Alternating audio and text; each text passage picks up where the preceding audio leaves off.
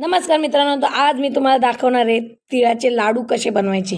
तर चला मग साहित्य बघू आपण. साहित्यामध्ये मी घेतले तीळ, शेंगदाणे, गूळ आणि थोडीशी वेलची पावडर आणि काजू बदाम पण टाकलेले आहे मी.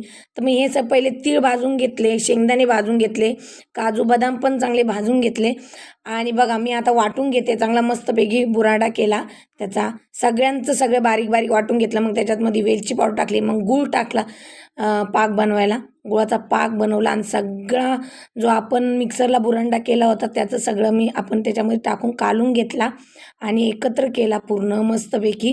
आणि नंतर मग मी बघा मस्तपैकी असे गोल गोल गोल गोल गोल गोल गोल गोल सगळे लाडू बनवून घेतलेले आहे.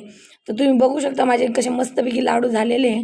आणि हे बघा आपले सगळे लाडू बनून झालेले आहे आणि मस्तपैकी मी आता तुम्हाला खाऊन पण दाखवते. एकदम नरम झालेले आहे, तुम्ही बघू शकता. तर व्हिडिओ आवडला असेल तुम्ही लाईक करा आणि करून नक्की बघा. बाय मित्रांनो.